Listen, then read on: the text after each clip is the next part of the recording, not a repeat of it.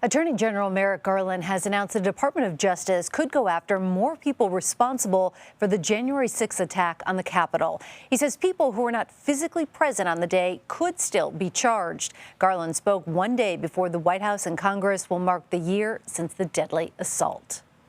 As we begin a new year and as we prepare to mark a solemn anniversary tomorrow, it is a fitting time to reaffirm that we at the Department of Justice will do everything in our power to defend the American people and American democracy. Joining me now is CBS News Chief National Affairs and Justice Correspondent Jeff Pegues. Jeff, welcome. The Attorney General said in his remarks, people not present at the Capitol on January 6 could still be charged, quote, whether they were present that day or were otherwise criminally responsible for the assault on our democracy. We will follow the facts wherever they lead. How will this impact the investigation moving forward?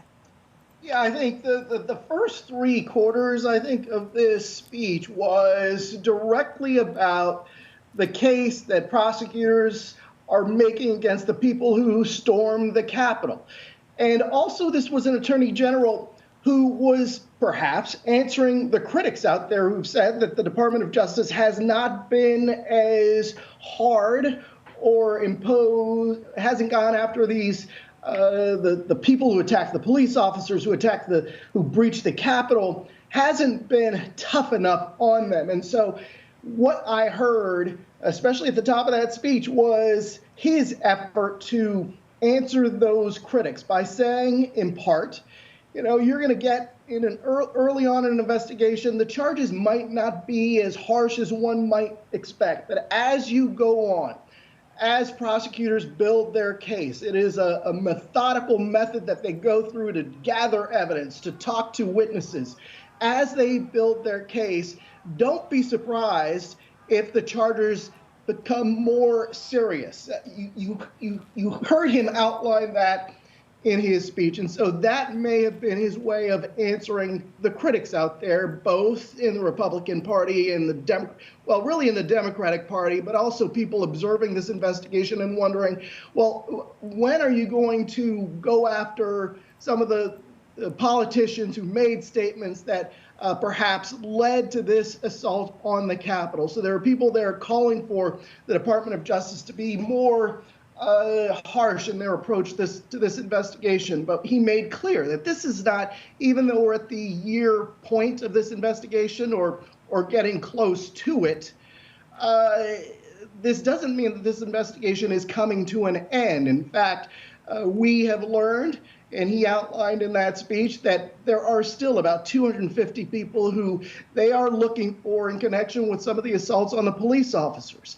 And there are many more people who are being investigated for other breaches of that Capitol, other scenes that you're seeing on your screen right now. And we heard the Attorney General say there that even if someone wasn't at the Capitol that day, they could still face charges.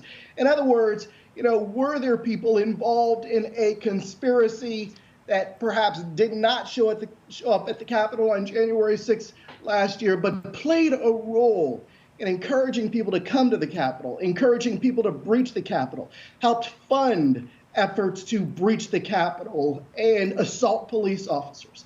And so the message being there is still so much more to come in this investigation. And also, he took a broader look at this country as it stands now and this anti-government sentiment, whether it's, anti-government, anti-authority.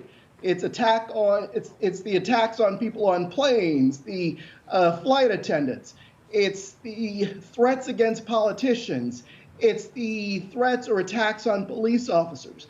And what he outlined there is this sentiment that seems to be coursing through this country, and how to counter that. He said specifically, the time to address threats is when they are made, he said, not after the violence has occurred. Now, there might be some attorneys out there who say, well, it's harder to address threats when they are made, because You do have a First Amendment right, but determining when someone crosses that line is the tricky part, according to our Constitution. But what he is saying is, don't wait until somebody storms the Capitol. Address the threat sooner. Now, Jeff, you were touching on this, and I want to add a little bit more to it. As you know, more than 725 people have been charged for their role in the insurrection. If the DOJ is now going after people, as you mentioned, who weren't physically there, the big question, could that include former President Trump? You know what? I think you'll have to see. I think if you ask the Department of Justice off the record, they'll tell you, well, let's see what happens with the select committee in Congress, because this is an attorney general who has been reluctant to weigh into any kind of politics. In fact, this first year of Attorney General Garland in office, he's tried to steer the department away from politics, because there has been this criticism that former Attorney General Barr and former Attorney General Sessions weighed in on politics a little bit too much. And it made some career officials at the Department of Justice cringe.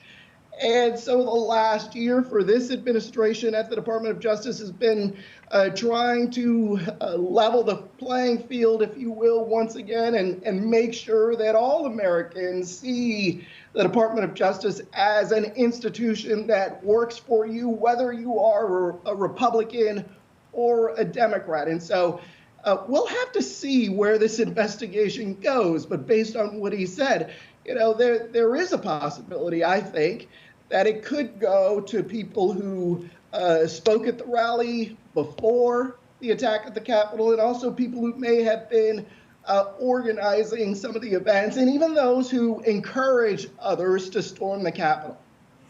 All right, Jeff Pegues, really appreciate your insight on all of this. Thank you so much.